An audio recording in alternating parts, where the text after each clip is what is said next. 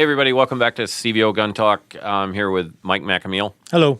So we have a lot to talk about. We're going to get right into it. We have a lot to try to cover today, and then I'm going to run back to the store and get ready for my Black Friday and July sale. So, Big Mike, how you doing? Good. What do you want to talk about? I don't know. No, I'm kidding. Let's just start with the easy stuff. Let's talk about one of the things I want to talk about is there was a terrorist attack in France, and there's several. I mean, since this one happened, there was another one at a church, but I want to talk specifically about the truck incident where the terrorists, mowed down a bunch of people that were out there. I think they were watching fireworks for Bastille Day. Yep. And big gathering, big public space, and guy gets in the truck and just starts running people over. And what I want to talk about is the will to survive. All right. Okay. So I don't know if it's common knowledge. I know you and I have talked about it, but that individual was slowed down and the attack was ended finally by the police, but initially the truck was slowed down by a couple ordinary citizens. Mm-hmm. I think was one guy on a motorcycle or something, and I would say by a couple extraordinary citizens. Extraordinary citizens. So they jumped up on the truck, they started beating the guy, and they did something. Right? And we've talked about that before. We've talked about doing something and not being a victim, and you don't always have to have a tool that's capable of lethal force to make a difference.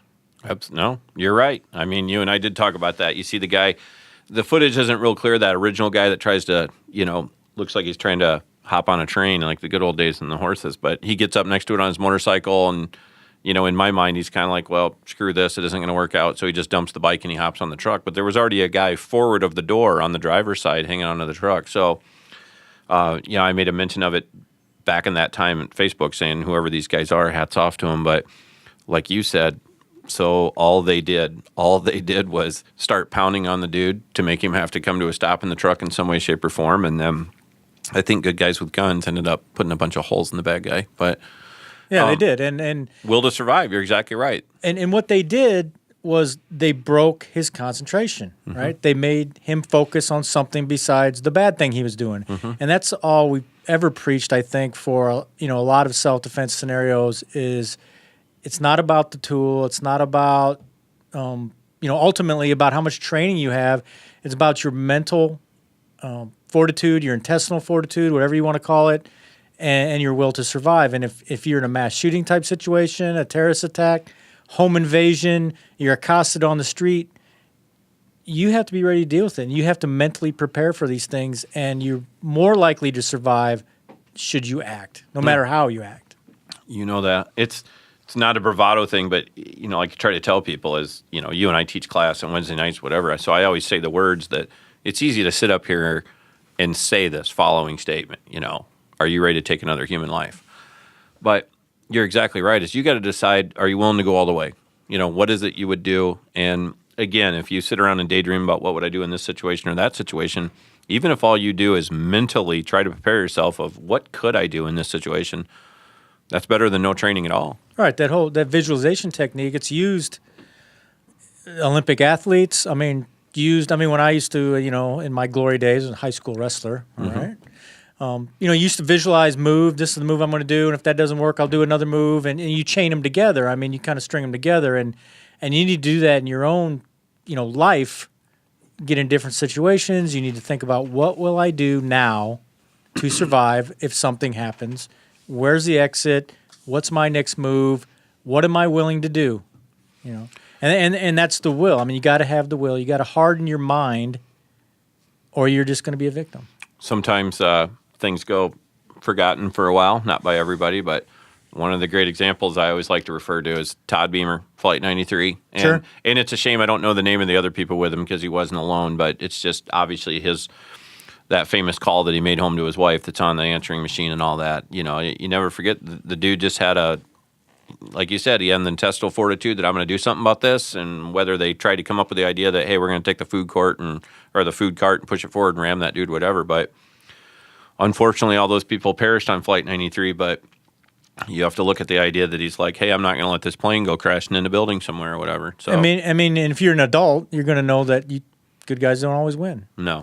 You're not always going to win. No. But you have to do something. I would say, yeah. He didn't live, but he won. And it's sad that he had to give his life for it. But yeah, will to survive, you got to have it, and it starts in your head. How many classes have you and I gone to that the physical training is awesome, and it's good to start, building those neuron paths in your brain. Say, let's learn how to do this, but you got to decide upstairs what you're willing to do. And I'm not saying that's easy to do. And I understand there's people that decide at the last second and it works out for them, but you got to tell yourself, hey, we're not going to beat this drum of the power of recognition, but hey, now that we start to see that terrorist attacks can look like this, or this, or mass shootings can happen this, and hey, it didn't work out for all those people last time, so I'm going to try something. The Alice training. I've seen people on Facebook run it down saying, so you're going to teach my kids to throw soup cans at a person that has a gun. Yeah. Yeah. You ever try to shoot a gun while soup cans are coming at your face? It's not very easy, and it's a lot better than sitting there and being a bullet sponge. Exactly. I mean, we've talked about it before, and I just thought that was a pretty good illustration of some people that were unarmed and merely with the power of their will and their ability to act, that they mitigated something that could have been a lot worse. I mean, what was it, 84 people were killed? 84 dead and 200 injured. It could have been more. It could have. No. And it's, we hear, I'm not going to beat a political drum. How many times have you heard the comment, if we could save but one life? Let's pass a law so we could save it. But if one life, I'm willing to bet that guy saved lives. Sure. The guy that intervened and did something. Yep. No, will to survive, it's important. We should talk about that sometime, like have a podcast, talk about it. We should. I could bring some people on here that have expressed their will to survive. All right. So let's talk about some, I won't say politics. Let's talk about real things going on that sound political, but they're not. We talk about politics. Every time you and I get here, it's like not a shortage of things to talk about, because it's actually sad how much there is to talk about. Like you said, hey, we talked about the attack in France last time because we talked about the importance of medical skills. Yes. And here we already have to go back and say, okay, well, they killed a priest the other day and slit his throat. So it's never a shortage, I tried to watch, I did the very best I could to watch the speeches last night at the DNC, and honestly, my personal opinion doesn't really matter, but ironically, I think there's not very much support from our government on the law enforcement side of things, and here during that, you had... In certain sectors. Certain sectors, and then unfortunately, you had 2 more officers shot in California last night, 1 died. Scary. Cops have a target, and cops have always been shot at when you pull somebody over and they know they're going to prison, and so they engage the police because they feel like they have nothing to lose. But I would say your average policeman has always acknowledged that. There's the bad guys that'll fight back. But when I say I'm not worried about that, that's what you train for, that's what you deal with, that's what you have to expect every, traffic stop to could be. But what's scary is just this targeted thing against cops. The Dallas, Baton Rouge, Dallas. I mean, these are just people that want to kill cops. Yeah, they're just being hunted for doing their job, Sure. for trying to protect us. Yep. Yeah, it is. They are. They're out there trying to protect us. It's scary. So let's talk about a couple things. Since you and I were last here, you had for lack of better words, assault weapons ban in Massachusetts. Stroke of the pen. Right. So the Attorney General decided unilaterally, without going through the state assembly or the governor, to change the definition of the current ban. Sure.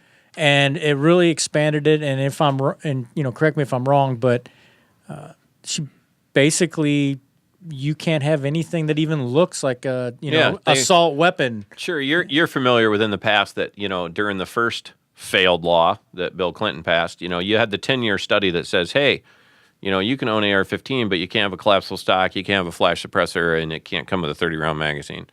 A lot of cosmetic things. There you go. So, and I understand both sides of it. They're going to be like, if it's only cosmetic, why do you care that we passed this law? I don't know. Having a collapsible stock on a rifle is like having a chair in your car that moves forward so your feet can, reach the pedals comfortably for that driver. So I always like to use the examples of anything to do with gun laws or guns. I like going back to automobiles because everybody uses them. Does the ability for your wife to be able to move the seat forward so she can reach the controls comfortably make her more likely to kill people with her car while she's drunk driving? Because that's what you're telling me about guns. So That's crazy. I can have a collapsible stock so it fits me or my wife, or fits me with a winter coat on, poofy clothes on versus no, just a t-shirt. But it's crazy. It's about a gun. Remember we talked about people get irrational and emotional and totally you don't want to use facts. People are very attached to one way, both sides, very attached to their firearms. Sure. Right? I'm super attached to my firearms. I'm just not magically emotionally oh, well, let's just defy all facts because the word gun came up. Because, people, many people call me simple-minded, but, when I can use the example of automobiles and guns in the same thing, both get used daily legally by people. Both are owned legally by people every day that hurt no one. And both things, though automobiles hurt more people, both things get used illegally every day by bad guys. But you don't see anybody saying, oh, my God, let's get rid of all the cars in the United States of America. And she is banning everything so you can't even and I think I read in the statement she made that anything that has the operating system, the same operating system. Sure. So, if you know anything about firearms, once again, let's use the car analogy, right? So she basically just banned all diesel engines. Sure. So oh my God, it has a transmission. It's got to go. It's got to go. Yep. So, that operating system, the semi-automatic rifle operating system, the AR platform. Yeah. And anything like it. So theoretically, they could be banning a lot of firearms. Well, and they're saying it's not a ban, right? We're not trying to take away your guns, but that's what is happening. They're just rereading the current law, saying, "Oh, well, it should have applied all along." Well, we know that's not true. There was fixed stocked ARs without flash suppressors that did not ship with 30-round magazines. Sold thousands and thousands and thousands of them in that state. Let alone, by the way, some of them are built there. And this is just their way of coming back and going, "No, let's make it more thorough. Let's just get rid of them." So. Will it change crime there? Absolutely not. You and I know that. It's what it should be, for as an example, is the anti-gun people learned years ago. And if you want to go research them, you'll see that this isn't my personal opinion. It's a fact is, hey, let's quit fighting these things at a federal level and let's get stuff done at a grassroots level. Sound familiar? Sure. So when people say, don't worry, it's not going to happen here. It's already happened to other states. Connecticut, Maryland has bans that are similar, New Jersey, Connecticut. New York, and now, look what's happened between you and I talking California. They have some horrendous laws going into effect. Some of them don't go. Yeah. July 1st, 2017, 2018, 2019. So anything that I would say, hey, that would be a personal choice for a defensive firearm, or I like this, or I like that. Yeah, they're going to get rid of those. There's something I just read today talking about grassroots or kind of backdoor bans or whatever. I just read it this morning, and I didn't thoroughly investigate it, so, apologize out there if I misspeak. Somebody I'm sure will correct me, but that President Obama signed a bill or whatever, an executive order, I think it was an executive order, that changed the definition of manufacturer. So now it's including manufacturers are, say this correctly, used to be manufacturers were designated as large, we're talking large companies. Mm-hmm. Now they've redesignated manufacturers or the term manufacturers to include anybody that's, at a local gun shop that may rethread a barrel for a silencer or, does any kind of gunsmithing. Now you're a manufacturer and you're going to have to pay a $200-some tax. Well, that's going to put a lot of small businesses out of the business. Well, and I have zero idea what you're talking about, but I'll put it to you this way: is first of all, let's go back to the ATF. If you buy a strip lower and an AR and you put all the parts in it, put a stock on it, you've manufactured a rifle, and you can do that for yourself.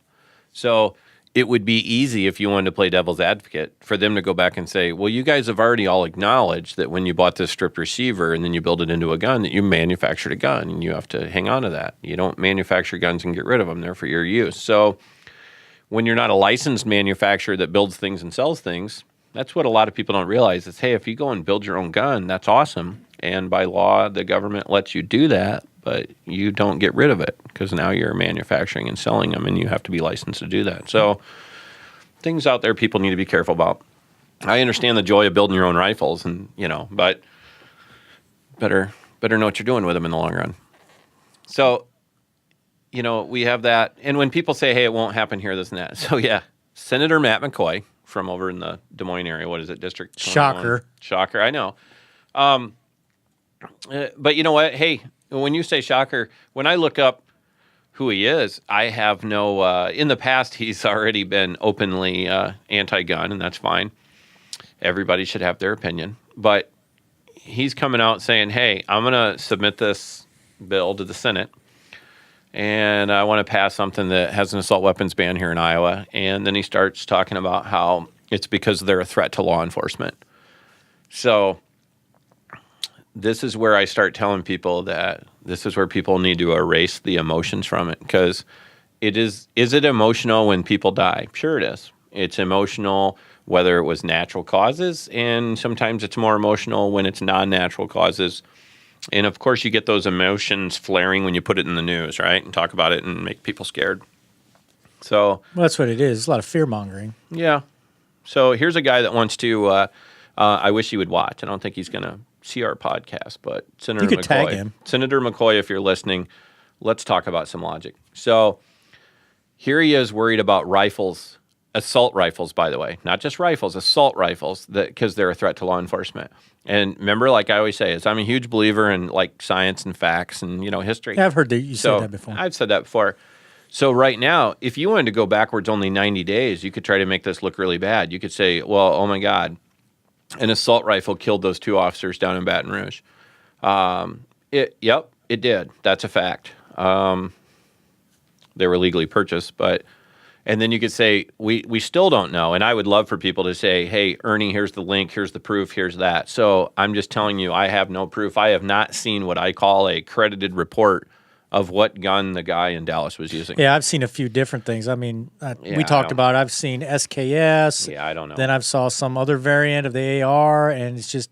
I have no idea. Yeah. What I do find interesting, though, is, why did the news, not just the police, but the police did it also, that's where the news got it. Why did the news have a picture of the gun being used in Baton Rouge like within 24 hours? There's a picture of a, Israeli Tavor, and this is the gun he had, and here's what it's capable of, and here's the accessories you can buy. It start like, next thing you know, they turn it into like an F-16 because you could add extra, wing tanks and everything. Well, I mean, that's because, truthfully, in my opinion, the reason they had it on there is because they have staffers that work for those agencies that do searches, and they have no clue, no context, what they're looking at, and they... I have a Picatinny rail. They just pick one, right? Yeah. I have a Picatinny rail on mine, so I can attach like a Ford F-250. So, but the point is, I haven't seen the picture of the gun used in Dallas, and I would, if somebody has a link or some kind of proof what it is, I'd be interested. But either way, when I say I don't care, I care that somebody killed cops. So, does it matter that Timothy McVeigh, built a fertilizer bomb? No, it matters how many people he killed. So it's boring. It's not emotional. People don't like that. I don't care how you killed me. I care that you killed me. So, that being said, you can go backwards and say, oh, look at these guns. They're a problem for law enforcement. First of all, do you know any law enforcement agencies that don't use those same guns? No. In fact, Iowa Law Enforcement Academy has a course on how to use those guns. So, again, then there's people who are going to be like, okay, well, I'm okay with the cops having them. So we got to swallow that pill first that, hey, if the cops use it and it's a good rifle, why isn't it a good rifle for me to have as a civilian? Well, let me go over to the left a little bit, right? Do it. I'm gonna go to the left. Go over here. I like it. I don't want to live in an echo chamber. No, okay. So I'm gonna go to the left. So cops, it's okay for cops to use those guns. Sure. Have you not heard this week, or have you not seen somewhere in regards to the Democratic National Convention that police officers have no more rights than the everyday citizen? Have you seen that? Yeah, it's kind of interesting, isn't it? So let's expand that a little. If they have a right to that weapon, shouldn't I have a right to that weapon? If you could legally own it. Right. Yeah. They're not special. No, and that's where we go back to where people don't like it when you use logic, God, you had to say DNC. No, I said, I'm sorry. Yeah. I didn't mean to upset you. No, it's okay. I got my Fitbit. You know, I watched it last night as I was watching it. It went up. It went your up. Your heart rate went up? Oh, wow. 30 beats per minute. You shouldn't. I don't even watch that stuff. So, well, you have to. I'm open-minded. I'm open-minded, and like people say, is I want to watch it and say, why would people be enthralled with this person or that person? But you know, it's not just my opinion when I say, hey, I don't care what the words are that any particular person that spoke last night's saying, but I do care that none of their actions in the past support those words that they're saying. Well, that's why I don't watch it, because it's a bunch of, I'm going to use a technical term, hooey. Yeah. It's a bunch of hooey. That is. That's good. Yeah. We're like G-rated today. I know. Let's see if we can make it all day without swearing. All right. So, but anyway, let's go back to, but... a serious subject. So Senator McCoy. Senator McCoy. Yeah. I wish he would listen. So let's use a couple examples. And by the way, this is from the FBI and the Department of Justice. So we did show prep. Yeah, Check show it prep. out. So let's talk about some things that, and you can go to Table 20 on the FBI's, the Department of Justice and the FBI both track crimes, who did what. But you go to the FBI statistics, go to Table 20. It'll tell you what crimes were done with what weapons every year. So I just want to bring up an example of Senator McCoy. So I saw that he ran his mouth a little bit, and he talked about that these rifles were a threat to law enforcement. So let's just address a couple things. In Iowa here, probably two of the most recent deaths in the line of duty were the two officers that lost their life when someone hit them with a car over by Des Moines. Yep. Remember that? Yep. So it is terrible. It's a lost life. Again, I don't care how they were killed. I care that they got killed. So they lost their life. And the wreck was caused by someone else. I don't know what the official autopsy report is, but I just if I was a betting man, and I am, probably alcohol. Yeah, I think I did. I didn't see the official autopsy, but I think I saw the news story. Alcohol was involved. It is listed by the state of Iowa as an alcohol-related accident. Yep. So here we go again. So we have alcohol, and we have vehicles involved. And we know statistically and factually that doesn't work out well. So let's just talk about it. Here's why I'm going to use the years 2009 through 2014. I am not doing that to skip these most recent shootings in other states that involve officers, okay? So like I told you, I acknowledge if you go back only the last couple months, you can say, oh, my God, rifles killed a lot of the cops. I agree, but we're going to talk about the facts that rifles killed those cops when bad guys were targeting cops and executing them. Which is a new phenomenon. Relatively and new. It is new. So at the same time, I'm saying, hey, hold on, we really need to step up and have all the good people in Iowa and America be prepared to help officers.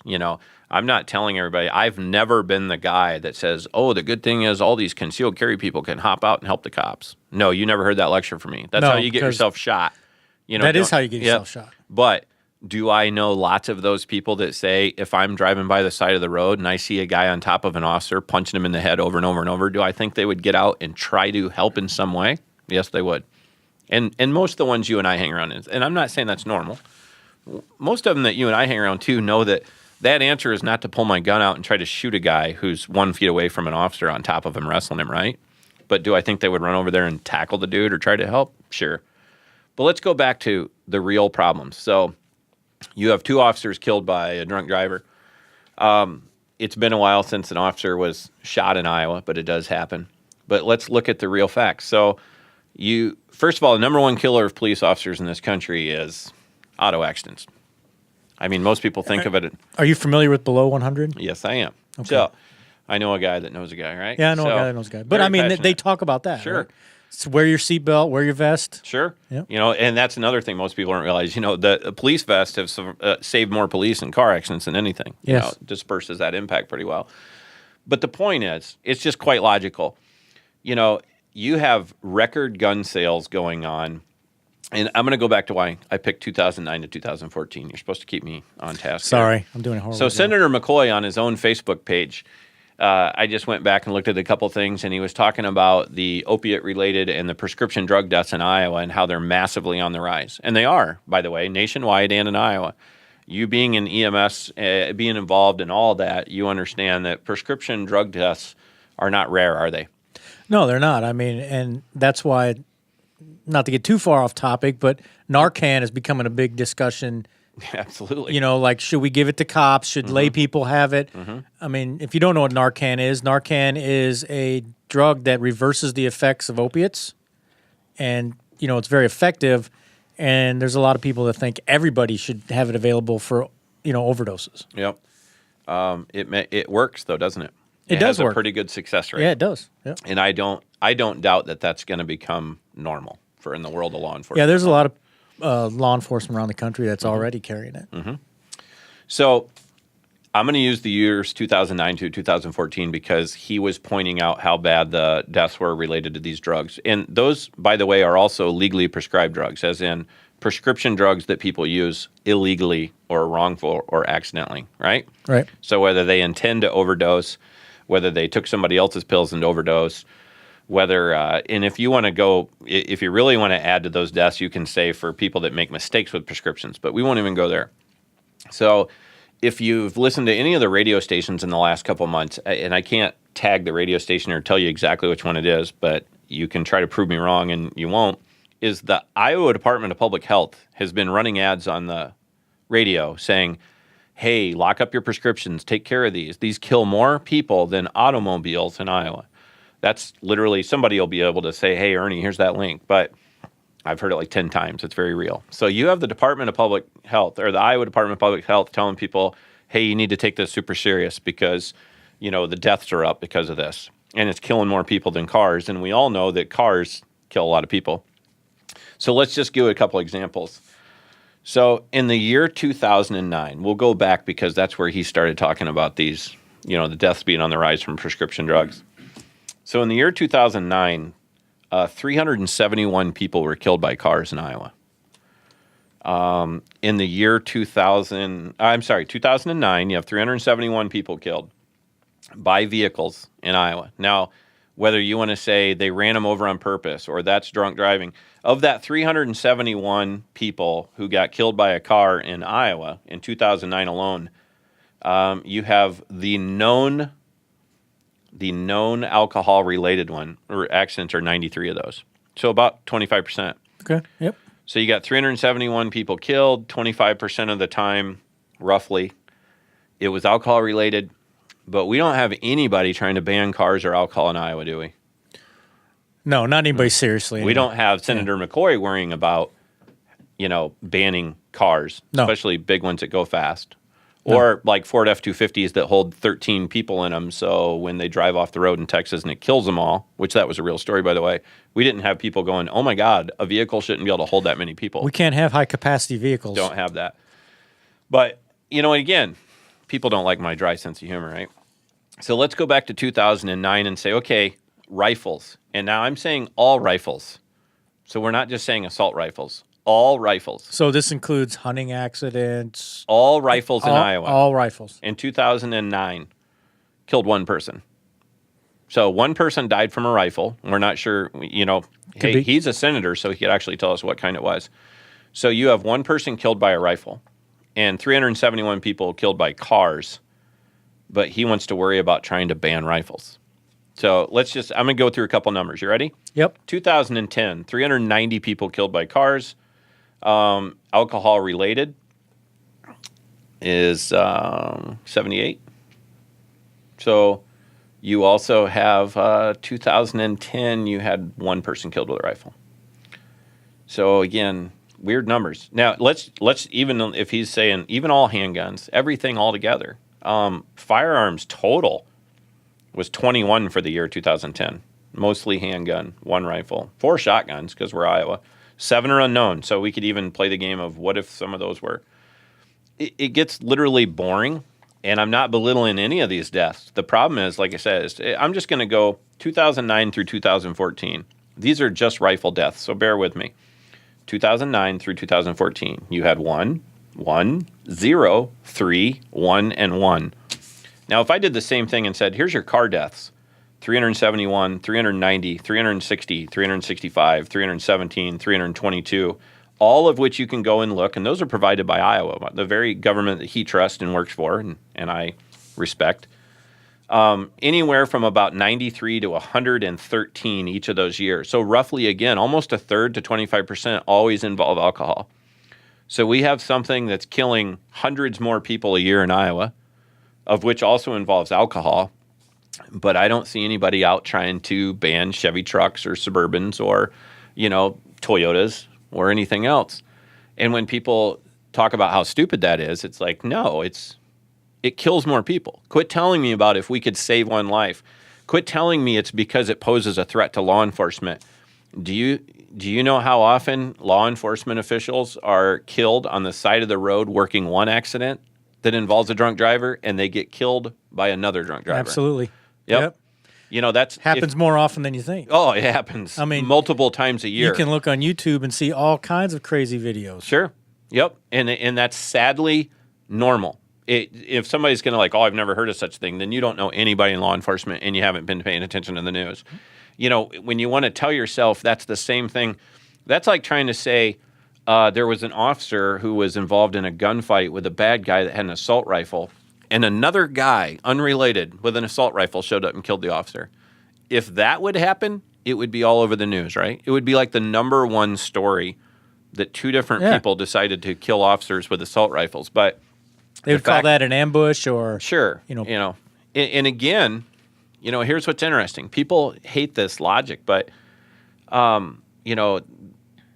the guy that we blame for all those deaths in Dallas, I mean, we blame the guy. It's the guy. It's not the gun, it's the guy. But everybody wants to talk about the gun. What tool did he use? Yeah. And that's back to this world that we live in of no personal accountability is, why don't we have sentences for firearms? Because everybody would say that's stupid. It's an inanimate object. Yeah, you're right. The gun didn't do it. The guy used it. So just to be boring with facts is you tell yourself, okay, let's go back and talk about other things. Here's the deaths. Let's go by murders. People murdered, right? So this is murders in the state of Iowa. 2014, 55 people were murdered in the state of Iowa. One of those with a rifle. 8 of them were with knives or cutting instruments, and 8 of them were with hands, fists, or feet. So let's see. People get choked to death, beat to death, drowned, whatever. But, that's 8-1 right there, 8-1 in 1 year, 2014. So in 2013, 42 people murdered. Let's see, rifles killed 1 of them. Cutting instruments that year were 13, and hands, fist, or feet killed 5. So it's just redundant how boring this is that you're focusing on wanting to outlaw a tool that very rarely gets used in murders. And now people can go back and say, oh, yeah, but look at all the people killed with them. 10 people, 47 people in Orlando. It's a huge emotional deal. I get it. And how many were technically killed by his rifle versus his handgun? I don't know. I very much just care that people got killed. I don't care what he used to do it, because it's back to the idea that if you're going to focus on the tools that somebody's using instead of the mentality they have or how they got to where they did, again, they're already going into the fact that, well, they knew who the Orlando shooter was. He bought his guns legally. Right. He was already on a watch list. He already got looked into 3 times. And then the same government that wants to tell us that we need more laws to keep us safe. I mean, they are the government that cleared that guy's background and let him purchase a gun, right? So isn't that kind of weird? It is weird. So I'm not going to look for government for answers. And that's back to your will to fight is, I truly believe, unless you can prove differently, the only thing that's going to stop violent human actions is other violent human actions, I mean, that's proven fact. So it's a proven fact. But I'm going to try that like with the authority of Ricky Bobby. Because it's a proven fact. It's a proven fact. Yes, it is. But I'm going to trot out conspiracy, Mike, for a minute. So let's talk a little bit about Senator McCoy some more. Yeah. And his motivations. So we're talking about emotions, and I'm going to throw in money. Okay. All right? Yeah. So do you think, perchance, he's trying to score some political points with the emotional issue of, assault rifles, and the reason he doesn't go after, say, vehicles, which cause, as you've pointed out, way more deaths in Iowa, sure, is because there's a lot of money around vehicles and vehicle manufacturing and the use of vehicles, and he doesn't want to piss those people off, so he's going to go for a softer target, right? Well, and gain himself some political points, and maybe he's going to get some more donors, and then maybe he gets reelected. So I'm being pretty, I hear you. I mean, I don't know. I don't even know the word Do I'm I trying to think say. he's But afraid to go on the radio or TV and say, I'm going to outlaw cars? Yes, because people will tell him how absolutely stupid that is. Yep. And people will write him letters saying, I drive a car to work every day. I drive a car to work every day. I go on vacations with my family in it. I use it for joy. I use it to live my life, and I don't harm anyone with it. Why do you dare want to take away my Honda Civic?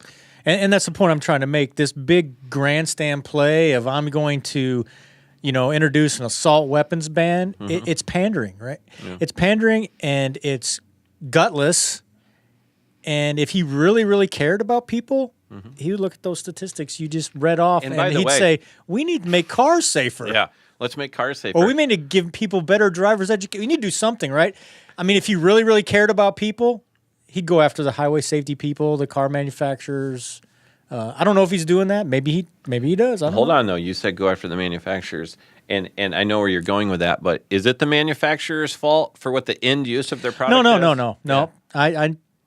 I do not mean that at all. I'm saying if he cares about that, then if he wants to do something, he needs to do something about something that really matters and not something that... And you got to remember, we started this conversation with, back on focus here, is guns don't kill near the people that cars do. And remember, we just heard from his government, the Iowa Department of Public Health there, warning us that cars don't even kill as many people as prescription drugs do. No. But why doesn't he go out and try to stop people from acquiring prescription drugs illegally or misusing them?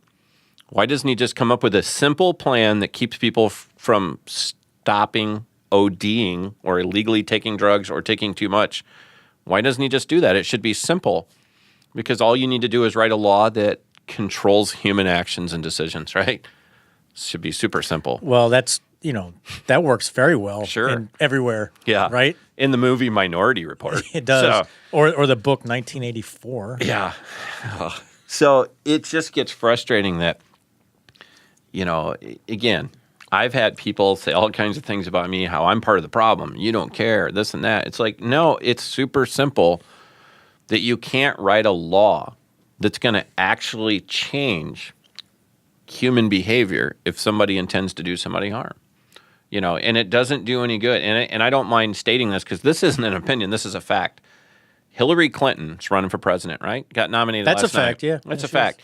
She is absolutely outspoken about her desire to punish and prosecute the dealers and manufacturers of a firearm that sold it and made it, regardless of how the end user ended up with it. So you steal a gun because you're a felon, you go out and do some more felon stuff and kill people, and she thinks you should be able to sue the people that made the gun. And that's not a joke. Go watch her proudly talk about it. She's proud of that. And again, to go back to, can you imagine Senator McCoy coming and saying, I've decided that if somebody kills your family drunk driving, you get to sue Chevy because he was driving a red Chevy truck. Never mind it's the driver's fault. Never mind it was the driver who took the car and drove it drunk for like the 50th time and he's been barred for 10 years. No, blame Chevy because there's money there, right? There's a money trail to chase. There is. The drunk driver doesn't have any money. Usually, that as an officer.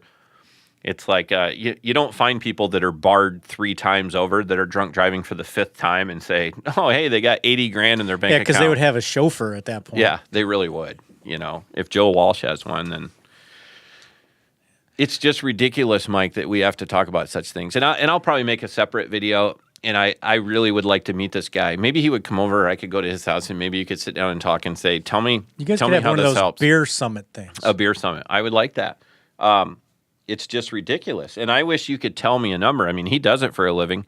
How much did it cost the taxpayers for you to sit down and write the bill, consider the bill, write the bill, put it in front of other people, and take their time to vote on it? How much did we pay for that? For you to chase after this mythical firearm that doesn't end up being used in 1% to 2% of all the deaths of all the firearms, and you want to chase after that. That would be like saying, hey, let's go to, Johns Hopkins Hospital, and let's put all our time, effort, and energy into trying to figure out a cure for a type of cancer that is in charge of 1% of cancer deaths, it's responsible for. and I'm not belittling a single thing about anyone's death or any cancer, but if you had the ability to have these scientists try to fix something, are you going to worry about the problem that kills more of the patients or the one that kills 1% of the patients? And any other facet of life, you would approach it saying, how can we help the most people? How can we put our time, effort, and energy into something that saves the most people, right? But the problem with this is he has the mentality that it is the fault of an inanimate object instead of the fault of a person. And I don't get that. I don't even get how you can be a senator, and we've already seen it over and over, but I would like people that aren't involved in law enforcement and don't own a gun shop so they can seem less opinionated or Ernie's only saying it because of this reason or that reason. I would like some really normal, logical people just to go to him and say, can you show me somehow how this would help? I mean, when's the last time any law enforcement agent in Iowa, because we're talking about an Iowa law he wants to pass, when, have they had a assault rifle pointed at them? Yep. Has there ever one been used in a crime in Iowa? Yes, there has. But when more of your officers are being killed, regardless of how it gets done, I would say officers are now going to start. They already have been targeted, right? We've already seen that nationwide. Yes, we have. Will it come to Iowa sooner or later? Sure. Will I care what gun the guy has? No. I'll care that, what if he just drives over an officer? Pretty soon there could just be a guy that's like, hey, look at this cop out on a traffic stop. And, today's my day. That's and already happened. A couple of years ago, I was working up in Delaware County, and we got involved in a search for a guy that had come down from Clayton County, and he tried to run an officer over with his truck. Yeah. And they eventually caught the guy, took him into custody. He was charged with the, attempted murder of the officer, and he was using his vehicle. But nobody tried to pass a law about his vehicle? No, I don't think they did. Yeah. And, again, people can think I'm being a sarcastic jerk, but you aren't going to pass laws that change human behavior. You aren't. And people are going to say, then why do we have speed limit signs? Why do we have this? Why do we have that? Well, it's for the law abiding. Let's just ignore the law abiding because they're law abiding, right? Let's go over here and say the violent criminals. What law are you going to pass? Just like last night, listening to the Democratic speeches, it makes me sick that there's people in the public, maybe even like the production guy over there, we don't know, that listen to these people and say, oh, we really do need those laws. Oh, well, all she said was we need to have laws that keeps the guns out of hands of criminals. What makes me sick is that there's people in America don't realize we already have all those and they're not working. What are there, hundreds of thousands of gun laws? 22,000. So, roughly.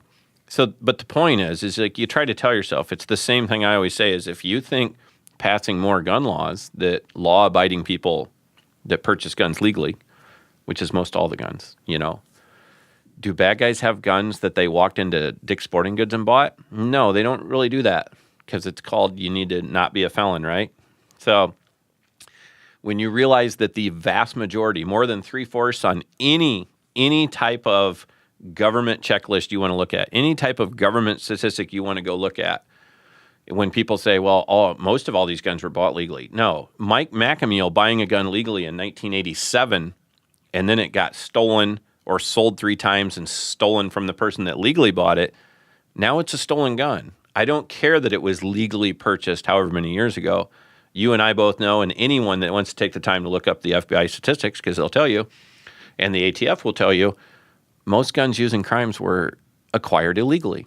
It's like amazing, right? Like criminals acquired it illegally. Criminals doing criminal things. Yeah, before they went and did violent criminal things. Yes. So it would literally be saying, why don't we pass a law that makes it really hard to buy heroin? Oh, let's make it just completely illegal to buy heroin. And then we won't have any heroin issues. We should do that. Yeah. I don't know exactly when the heroin laws were passed or the opiate laws were passed in Iowa. That would be a great thing for me to be educated about. So maybe next time we touch base, we'll go back and say, when did those become an illegal controlled substance in Iowa?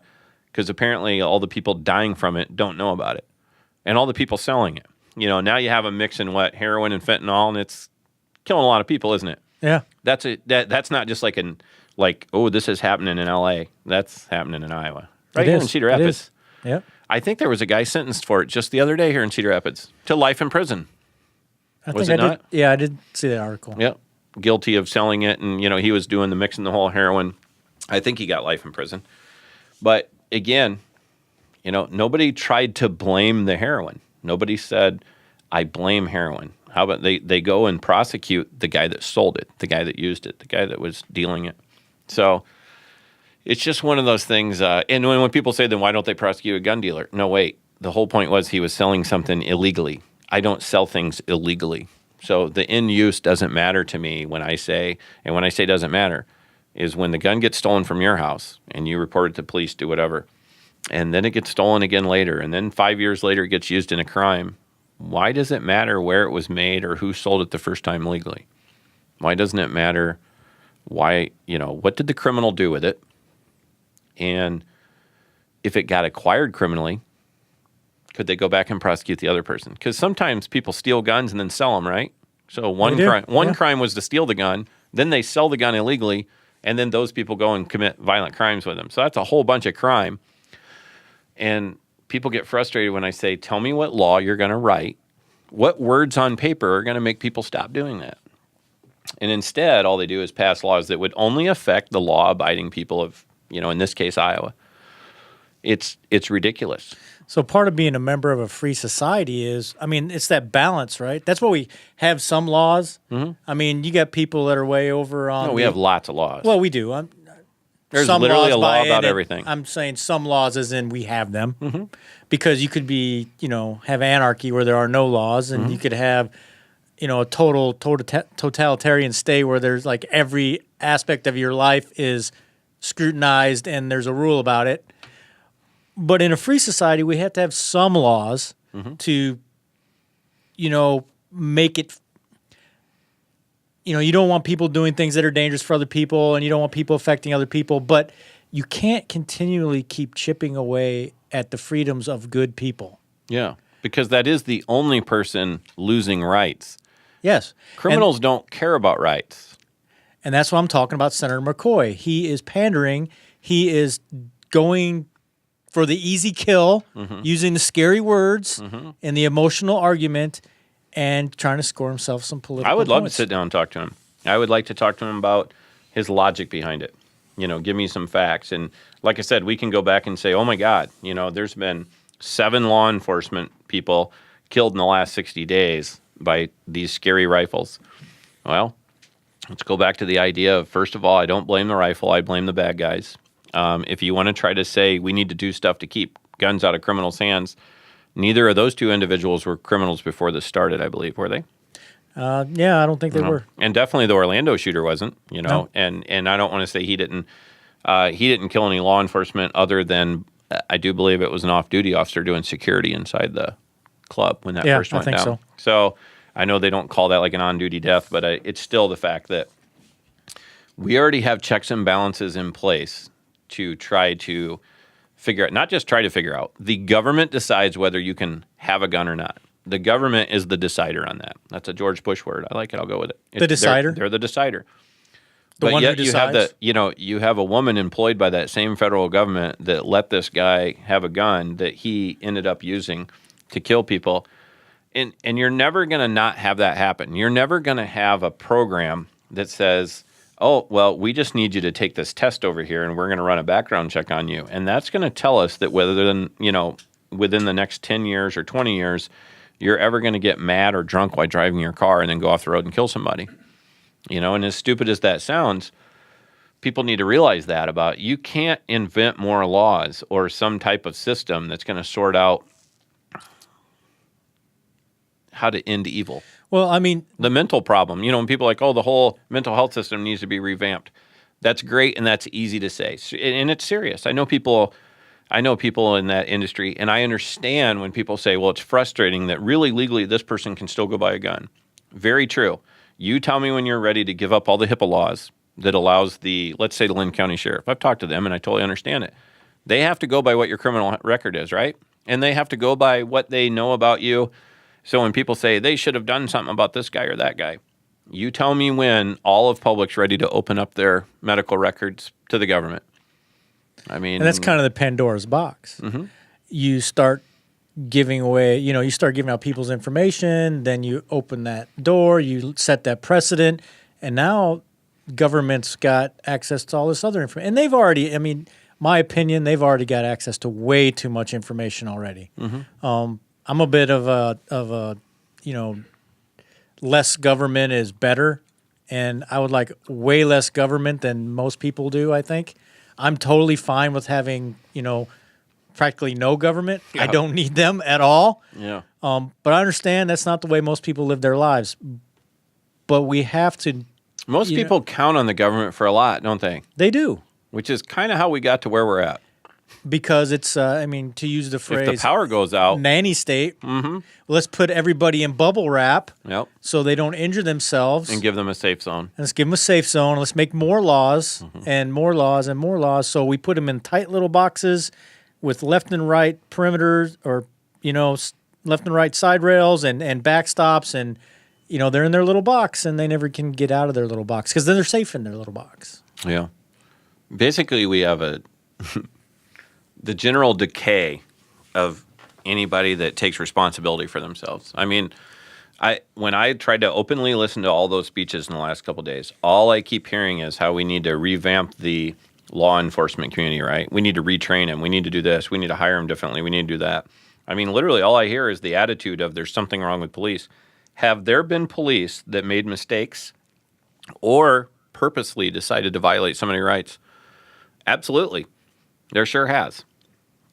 So you want to take a 1/1000th of 1% and you want to publicize it. You want to, I love this example. I tell people, I don't care if you worked at, let's say, local places around here. If you're not familiar with Cedar Rapids, maybe Senator McCoy's not familiar with Cedar Rapids. If you worked at Quaker Oats or General Mills or ADM or United Fire and Casualty, or you worked right here at TPS Media, and you wore a body camera that recorded everything you did when you interacted with other humans, right? How many people would do something that goes against the rules of their job? How many people would be caught doing that? Oh, I'm sure quite a few. Oh, like 99%? Yeah, everybody does. Whether it was taking a break when you shouldn't, saying things that you shouldn't, whether it was doing something against corporate policy. Taking the monogram pin home with you. Yes. So it's just one of those things that, of course, everything a law enforcement person does is highly scrutinized, which you and I in class, you've heard me say all the time, hey, if you want to carry a gun, great. Welcome to the big three. What I say, doctors, lawyers, and cops. If a doctor, a lawyer, or a cop ever does anything wrong, it's like the most armchair quarterbacked talked about thing there is, But I tell everybody, you're in that same group when you carry a gun, because I don't care if you're law enforcement or not law enforcement. You go and use a firearm, it's going to be highly scrutinized. And it should be. I mean, get used to that. But if you're going to scrutinize me, then we're back to that. You better know everything I know, right? You better know everything about violence and what your survival rates are. You better know what the rules of engagement are and what the statutes and laws are, and how officers are trained to react to certain situations. And honestly, where's this epidemic that they're talking about? Of where's the I don't see the problem. Well, the problem is you'll have and here's my thing. Is, okay, Baltimore got torn apart and lit on fire and all those problems because of the Freddie Gray case, right? No convictions. No convictions. No problems. And not even charging the rest from here. Everything else is dropped. Who goes back and rebuilds all those businesses? Who buys back all the violence? Who gives back all the pain and suffering that, whether they were law enforcement or non-law enforcement, people went through in that area, why that town got trashed? You tore apart your own town. I don't get that. There's no due process anymore. And you and I know that. We talk about this all the time, is you're going to be judged by the media and judged by the public before you ever get to court. I just think that this whole, epidemic of police misconduct or alleged police misconduct nationwide it's just not there. I mean, you have some isolated incidents, as you do in any profession, of people doing things they shouldn't.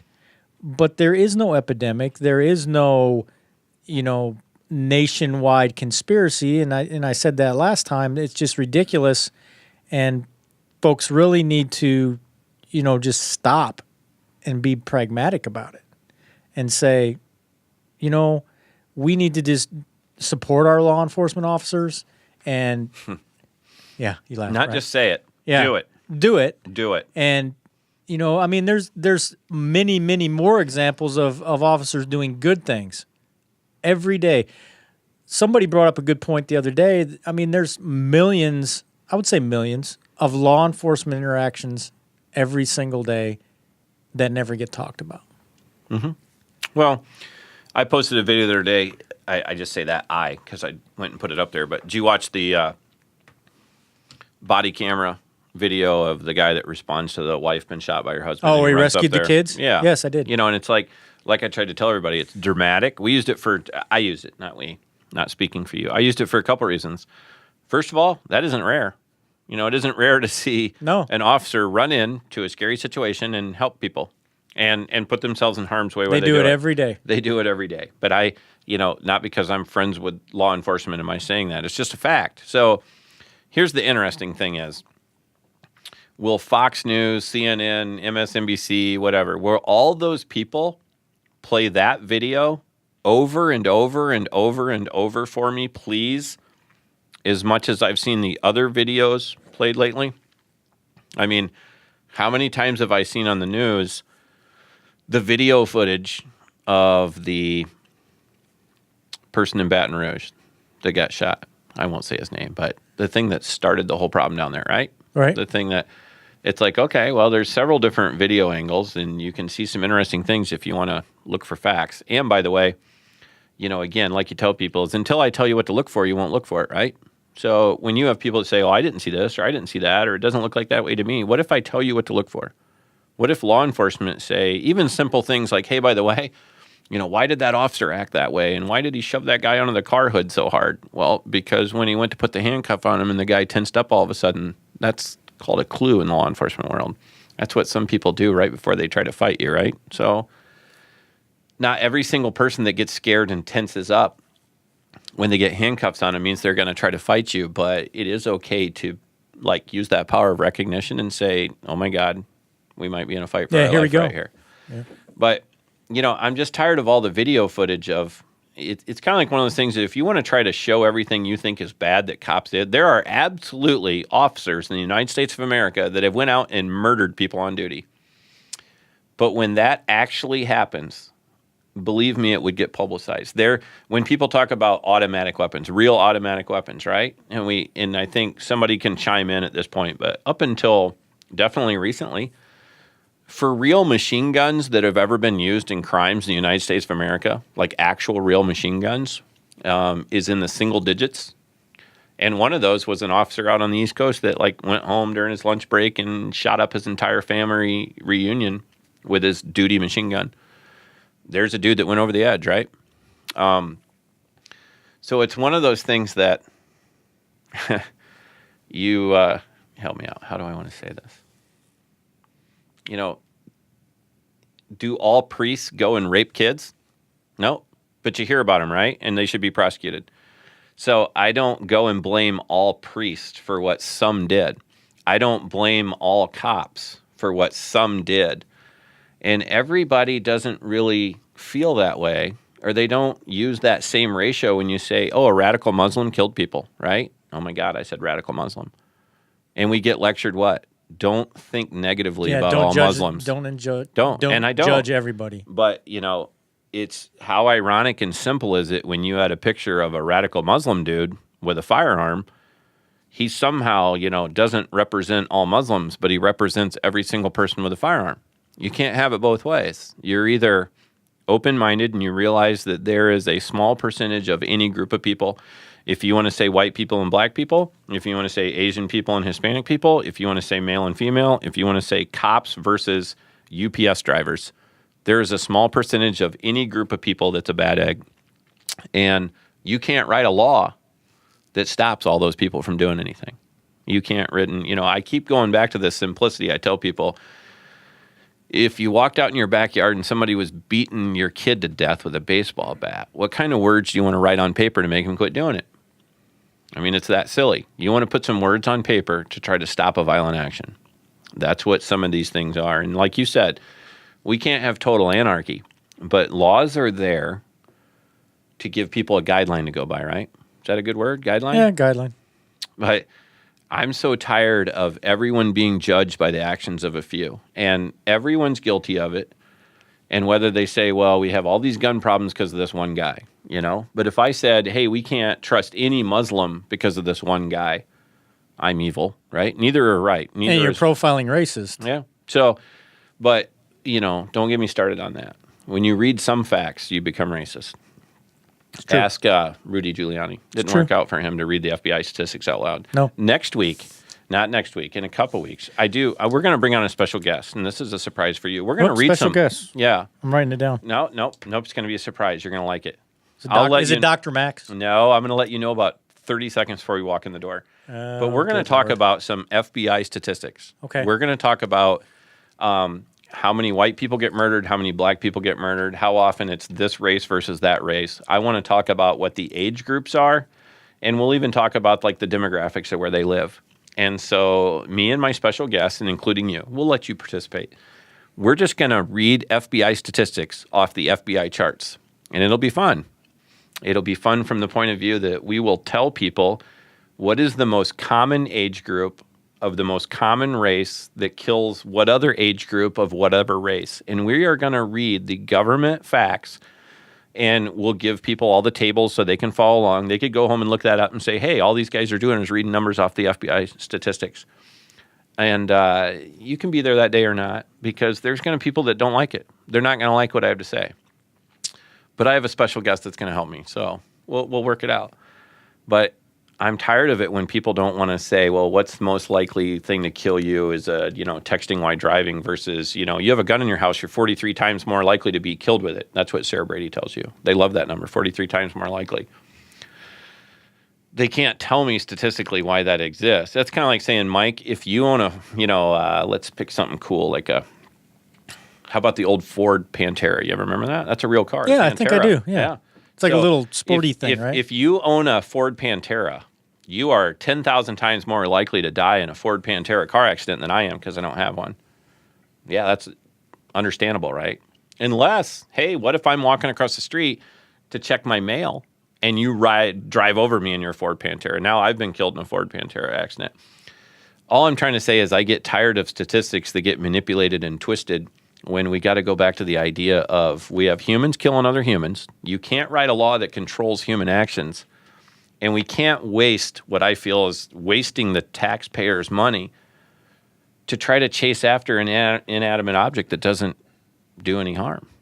I mean, it's literally a waste of time. I want people to get mad and look at this. You could be a Democratic farmer that owns a Winchester Model 12 and all you've ever done is pheasant hunt and you don't believe in the kind of guns that I have. There are those gun owners in Iowa. Because, civilians don't need that stuff. You don't need that kind of stuff.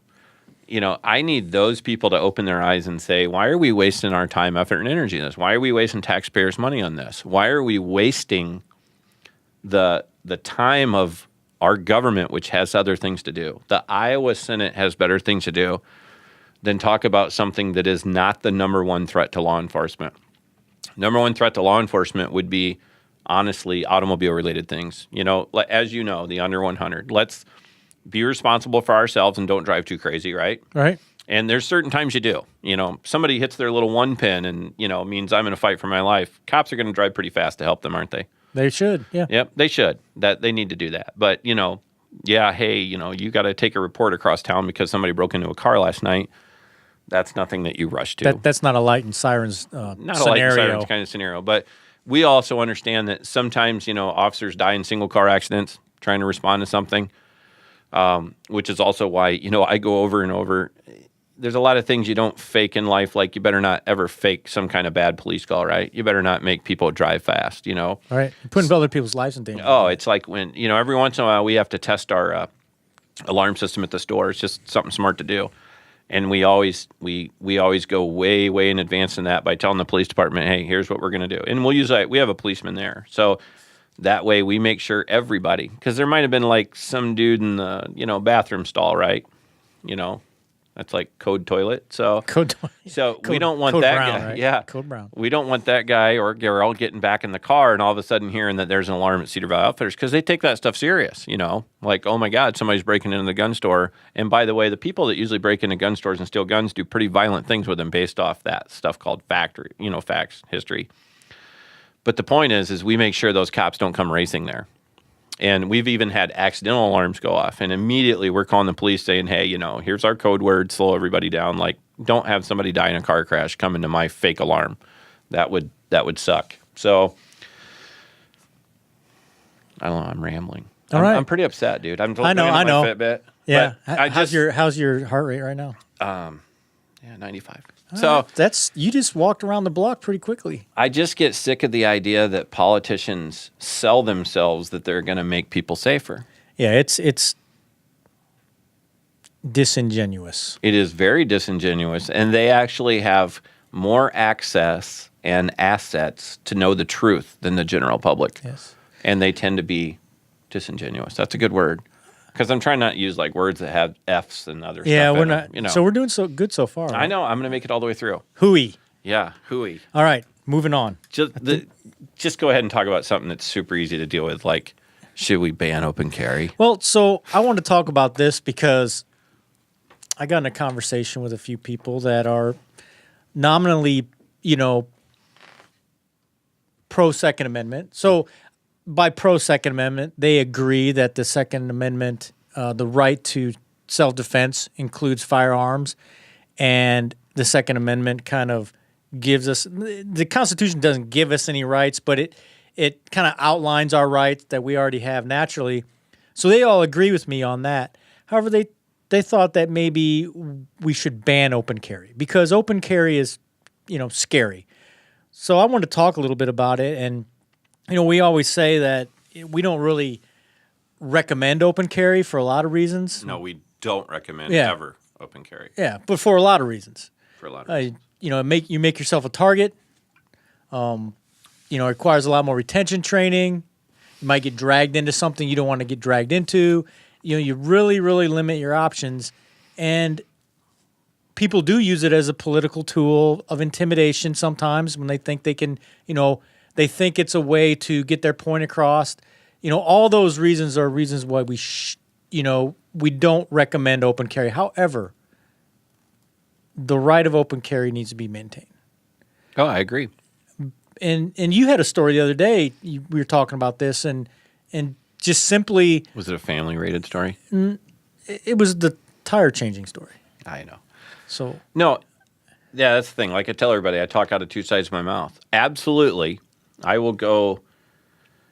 Speak wherever you want me to speak. I'll be involved with whatever you want me to be involved with to tell people that I support your right to open carry. Because I do.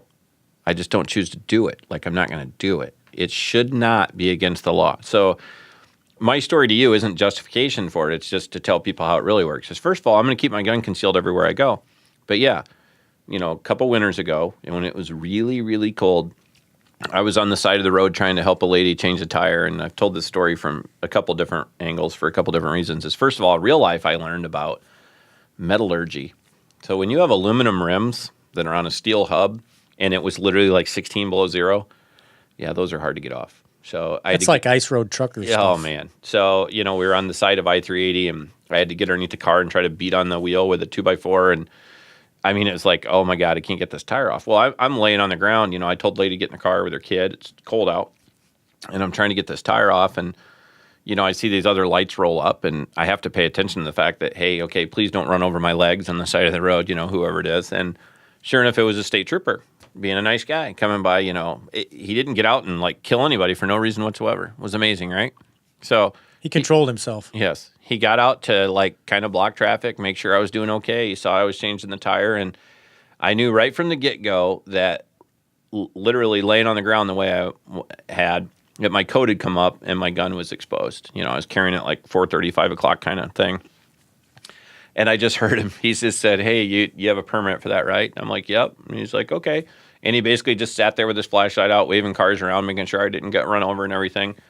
Didn't even actually make me show my permit. So I think he probably just went with that like power of recognition that somebody on the side of the road trying to help somebody else actually change a tire and laying next to traffic doing it. Probably, I don't mean to do anybody harm, right? So the point is, should I have been arrested? You go back and people talk about, well, open carry used to be illegal. Show me that law. Open carry wasn't illegal in Iowa. You had sheriffs before, when it was May issue, tell you, I want you to keep your gun concealed. There isn't like, if you go and show me in the Iowa codes, there isn't like a, hey, if I can see your gun, here's the charge kind of thing, right? You would have got called into, like Sheriff Zeller's office, and he would have said, hey, Mike, quit doing that. But it should not be against the law that somebody saw my gun, even though I believe in keeping it concealed. It shouldn't be against the law. I mean, it happens. Yeah, and so you have inadvertent exposure. You don't want to be charged with brandishing or something. You're helping somebody change their tire. That's not. You know what I mean? I mean, you don't want to be a gun in a holster isn't brandishing, but would somebody try whatever. it? Yeah, I understand. mean, they can charge you with anything. We're not they talking want. about like my private parts. No, so, no. But and then there's other things too. I mean, we got it pretty good in Iowa. We have good gun laws in Iowa. At least recently, right? In the last 6 years, now it's shall issue. January 1st, 2011. There you go. That's almost 6 years.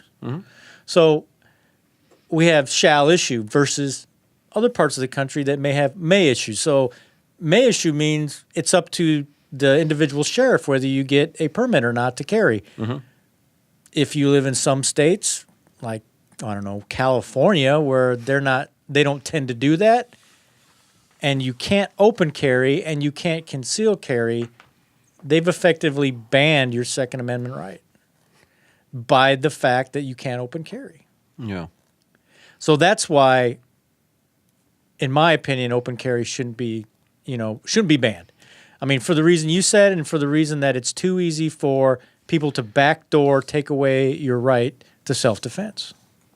People, they don't like it when you just seriously try to say, I'm not going to sit and lecture. I don't lecture anybody that carries their gun openly. Now, I might wholeheartedly on like a day I have time say, hey, can you tell me why you do that? And people are like, I don't have to. It's my right. I mean, that's great. It's your right. But, I also find it interesting if people will tell you why they do something. Like, what's your thought process behind it? So there's no good reason to open carry. And people can get mad all they want. I mean, tell me a good reason. The number one thing I've heard people try to say is, well, I'm super, I'm faster if I don't have stuff over the top of my gun. Like, okay. Because nothing says fast like a thumb snap thigh rig, nylon holster that costs $11. Nothing says fast. I never see those people to gun range practicing, and I surely never have them as a student or seen them in any of your classes. But whatever. They're fast, like Ricky Bobby. So all the negatives, like you said, do you remember the guy that jumped in on Facebook not too long ago and said, there's no documentation of this happening? I'm like, what? Of people getting beat up because they had a gun and people saw it? If we just limited that to things that happened in Walmart's bathroom, if we limited it to Walmart's in Ohio, we'd have at least 3 stories. Yeah, but it's, and the simple thing, like I tell students is, if you think every criminal in the world is afraid of you because you carry a gun openly, you're stupid and you're setting yourself up for failure. Because, like I always tell everybody, who has friends that are cops? Everybody has a friend that's a cop or whatever. But, ask any cop that's worked more than 6 hours or 6 days or 6 months. How many times do you go to a call, you're dispatched there, these cops show up to a bar, whatever, domestic dispute, anything. They get dispatched there, as in the people there know the cops are coming. Yes. And the cops show up and magically, wow, they have guns. Like every cop has a gun. That's weird. And yet people still fight them, like hands-on fight them. Like, they don't just go, oh my God, they have a gun in their holster, so I'm going to do it. Yep. Yeah, my bad. It's like Wayne and, game off.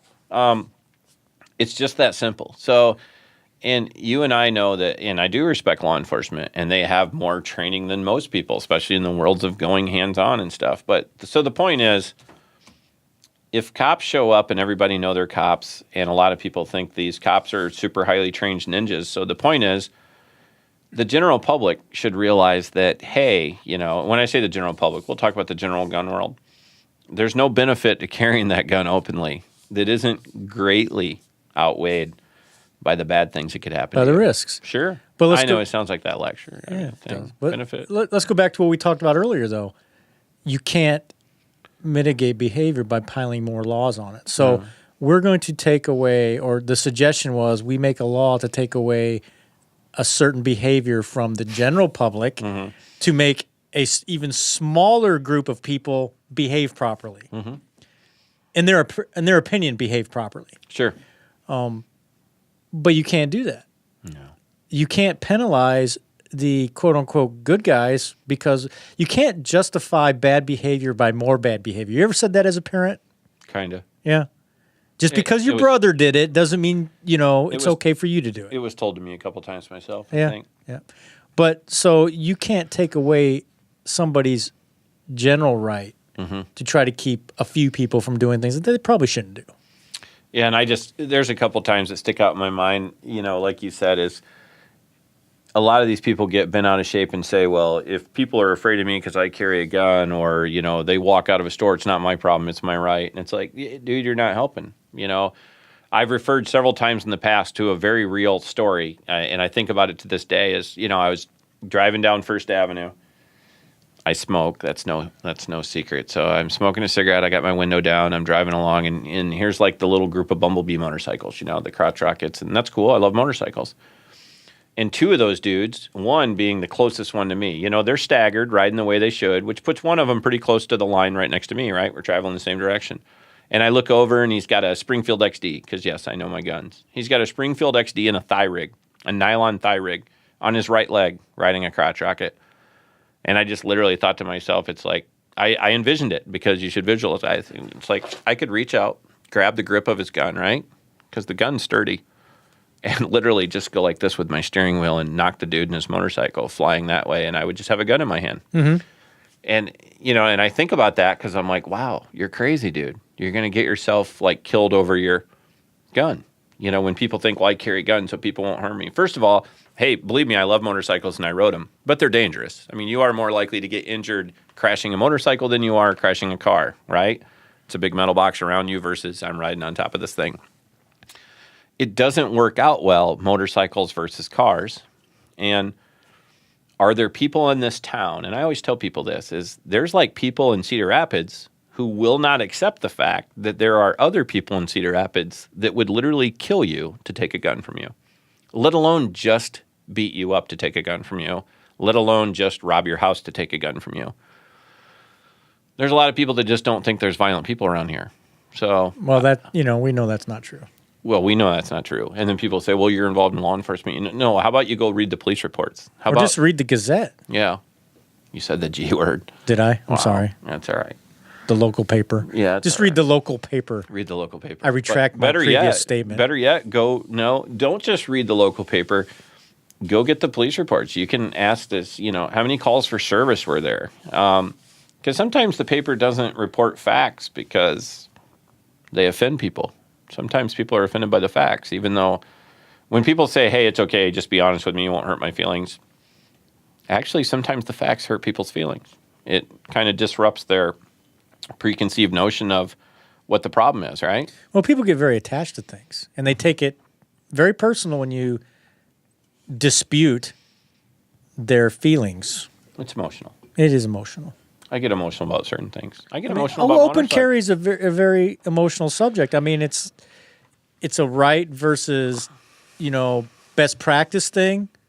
And, it can be intimidating and, a lot of things. So people get very emotional about it. No, I get it. Like I said, I will always say that I'll support you. Am I going to go stand at a rally for it? No, because I don't stand around with 300 other people telling the general public, hey, all of us over here have guns. I don't do that for certain reasons either. It's called avoidance, right? So, there's a reason I keep my gun concealed, so most people don't know I have it. But on the other hand, people say, you're on a podcast, dude. Now you told everybody you have a gun. I'm pretty sure if you're watching this, you knew I had a gun. Yeah. But did you know I had 3 knives on me? Stabby pokey. Do you really have 3 knives on you right now? I don't have to show you all 3, but I could show you 2 because I only got 2. Well. I feel somehow inadequate. Yeah, but you save lives. You save a lot more lives than I do. I don't really save lives. All right, open carry. But you're right. People get really revved up about it, Mike. And when I talk to people sincerely, I'm just worried about your safety. But they're like, dude, don't worry about me. I'm fine. Okay. You can't. When I say save everybody, it's just we're not always going to have a nice, friendly, open conversation about it. And if we don't, then we don't have a conversation because I only want to be friendly about it. But I would love to hear everybody's feedback. I would love for people to write in and say, here's why I open carry. Don't just say because it's my right. It is your right to put up 2 telephone poles behind your house, especially if you live in the county. They could be 90 foot tall. You could put a rope between the 2 of them, and you could go and try to tightrope walk for the first time ever with no safety net. That is absolutely your right. You should go do that too because it's your right. Or you could hire a plane and put a little can with a message in it and have it come down and hook it and do a message pickup. You could do that too. That's sweet. Yeah, that's pretty spy-ish. It's also absolutely your right to try to be a daredevil and jump out of an airplane with no parachute. That's it. It's not against the law, by the way. So it's back to that idea of, dude, I don't care if it's your right. I don't want you to have a tombstone that says it was my right on it. That doesn't help fix the situation. But yeah, I'd like to hear people's opinions. I mean, we'd like to, I'd like to make this podcast a little more interactive. Well, we're going to do, what time is it? We got to look. I should say it? hi to my wife. My wife's texting me going, why aren't you answering? Hey, wife. Because you're busy. Here's a couple things. Because we have had people, I ran my mouth on, let's see, somebody said, let's talk about this. One of the things was, you ready? This is super easy. Why I'm looking through this, we're going to get an answer here, is somebody said, you should talk about what your favorite gun is. I'm going to go back and find that question, so bear with me. What is your favorite gun, Mike? If you could have one gun, what would it be? That's kind of a hard question, really, because I'm not attached to anything in particular. I'm going to go with the one that, kind of like we say, fit, feel, and cost and all that. The thing that works best for me is the most efficient. Currently, I've been carrying an M&P Shield quite a bit. So if you want to call that my favorite gun, it's the one I carry all the time. But I'm not emotionally attached. I'll take whatever gun works the best at that particular time. I mean, it's kind of like, every mission's got a different parameter, and you might have during the winter, I might carry a different gun, or if I'm doing something else, I might have a different gun. But as long as they all work, those are kind of my favorites, I guess. But the M&P Shield's what I've been carrying. Well, let me put it this way. Yeah, but saying it's your favorite gun and it fits you right now, so let me just make it this easy. If you could own one firearm for the rest of your life, you only get one gun for the rest of your life, what would it be? I'd probably get a full-size modern striker fire, and I'm not gonna say a manufacturer. I mean, why? Well, because I just don't know. I don't. I mean, you asked me a question that I don't have an answer for because I don't really care as long as it works. So, I guess once again, my favorite firearm is the one that works. But I would get one that's efficient, and if I could only have one for the rest of my life, I'd probably pick a Glock, full-size Glock, probably 9mm. Right? It's James Tracy. Remember we said hi last time? Yeah. What do we have, like 5 followers, and James Tracy makes up 20% of them, right? Yeah. So, yeah, he said, I'd like to hear opinions on if you were only going to own one firearm, what your number one recommendation and why. Well, did he say firearm or pistol? Because if firearm. Okay, so no, you can own one gun. Let me rephrase my answer then. Oh, okay, go ahead. You can own one gun the rest of your life. So if I can only have one gun the rest of my life, yep. I would have an AR-style rifle. Okay. I mean, because it's more versatile for more things. If we're taking out the whole, I got to conceal it. It's zombie apocalypse, and I only get. Why are we taking that out? We're just saying. I'm saying only own if one the gun. parameters are, I only get one gun. James, we need more parameters. We need more parameters. I can't stick to a simple question. So No, he rambles on and on like that other guy on the show with him. So if I could own one gun, if I could have one gun, I would pick an AR-style rifle. I'm taking a Glock 19. But what if you have to shoot somebody 200 yards away? Why would I shoot somebody 200 yards away? Why not? Let's see. Why not versus the whys. So what's the most probable scenario then? Why would you need to use this firearm? What's your most probable scenario? I don't know. Another human being 9 to 15 feet away. Okay. Can you not use a rifle for that? Think you can present your rifle in more situations you could present a handgun? We're taking concealed. I already said we're taking concealed carry out of it. That wasn't the parameters. The parameters were which firearm. You said firearm. I mistakenly started thought you were about talking end about of the world. I'm not talking about. I'm talking about in this modern more lifetime. useful in more situations. Okay, you go with yours. I'll go with mine. I think I'm going to hide my gun from the public and keep it concealed everywhere I go. That's what I'm going to do. I think I'm going to move to Montana and be on my compound. See, so now we're going to have my rifle. James, what you're going to have to do is say, if you guys were stuck living in this apartment on this street for the rest of your life with the current modern laws in the United States of America and Marion, Iowa, what gun would you own for the rest of your life? We'll sort it out. I took it more like if you were stranded on a desert island, what would you, would you have the supermodel or would you have a life raft? That's the kind of question I was going for. Take a supermodel. Take the supermodel. Mm-hmm. Not the life raft. No, because the raft would... Well, supermodel. All right. Glock 19, that's be my one gun. I mean, I'm not disagreeing with you. No, I mean, there is no agreeing. It's just, what do you have? He also said, hey, talk about dream guns. That'll be a whole nother show sometime. Dream guns, I could go on forever. Yeah, you'd be more of the authority on that. I'm not a dreamer. I'm not a dreamer. I'm super boring about my guns. Own a couple Glocks, own a couple ARs, own a mountain of ammo and lots of magazines, and go train. Mm-hmm. I'm a very bad gun store owner because I'm not good at selling you things that Like, hey, I want a gold-plated, Magnum Research 50 caliber. All right. You need the plasma rifle in the 40-watt range. Yeah. You can't say it as good as Mark Banghart. I can't. He's way He's better. the best Terminator ever. Yeah.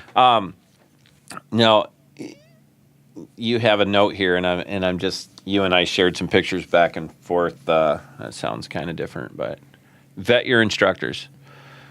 We've seen some pretty goofy stuff on, social media lately. But yeah, there was. What do you mean by vet your instructors? So there was a video going around of some training that was offered, and it was out in California, I think. Not important, but it was. I mean, I'll use the word horrendous. Mm-hmm. It was terrible. It was bad advice. And I looked this guy up, and he's got some military, people throw that word Israeli military. So apparently he was associated with the Israeli military at some point. And I'm not, a huge fan of the Israeli military anyway. They're not like supermen like people try to think they are. They're just normal military. I mean, they're professional. Not putting them down. I'm just saying they're not any better than a lot of other places. You know what they do have? They have a will to fight. They have a will to fight, but they also have unchambered handguns in their holsters. True. And he's got a little law enforcement experience. So honestly, I was a little disappointed because I expected better of him after seeing his bio. But anyway, he was giving very bad advice. So, is this the one with the people that were pointing guns at the wall all together? Yeah, everybody was pointing. Everybody was using plastic blue guns, and they were. And even that's cool with me. I just wanted to make sure we were talking about the same thing. Yeah, that's the same thing. And I kind of wrote a blog post about vetting your instructor in that bios, what have they done in the past has no bearing on their ability to instruct. And you really need to be just as discerning when you're picking your instructor for self-defense as you are as when you're buying a car. Who goes in and buys a car just because somebody said, hey, that's a cool car? You might go there to look at it, but anybody that's, really serious about spending their money is going to do a little research, maybe get on the internet. So I'm just saying when you need to vet your instructors, and maybe you talk to them because they've got a, quote-unquote cool background, but then you talk to other students and say, how'd that class go? Do you think that would be important, maybe to talk to other students? Yeah, I think it would be. Talk to other students, maybe, talk to the instructor, ask them some questions. What are some of the questions you might ask them that you'd say, so how has your training changed, lately? If they're still doing the same thing they've been doing for 20 years, that should be a red flag. If they use terms like another tool for your toolbox, should be a red flag. If, they're not open to... Have you said those things yourself before? I may have. Yeah. Have you heard those things yourself? I've heard those things. Have you changed your mentality about it? I have, because if they can't explain their program and they can't, tell you why they're teaching things a certain way, and they can't back it up with good, valid examples. Don't say science, facts, empirical data. No, I wasn't going to, but you can. Okay. I'm just saying. I was just telling you not to say it. Okay, I won't say it. They have to be able to back it up. And if they can't back it up, another red flag. So by vetting your instructors, at least put some effort into it and just don't. And as much as I want people, and I have to jump in and say this because and I would also tell people, like you said, I don't care what, and I mean this lovingly, doesn't matter. Mike McAmeel was 22 years in the Army, 14 years Special Forces. Doesn't matter. It really doesn't matter. Other than, okay, if I ask you some questions and you give me some good answers, and I'm like, that's cool. And I talked to 5 dudes or ladies that went through your training and they said, I like this, and this approach they have. That literally starts to make me say, okay, well, that's cool. Maybe one of the questions would be like, hey, Mike, how did your time in the Special Forces, help you teach this? Or, what do you think's valuable, what you learned there? And how does that translate in how you teach people now? And you might say, not at all. Dude, I was like a ghost in the Special Forces, Success meant we didn't shoot anybody, right?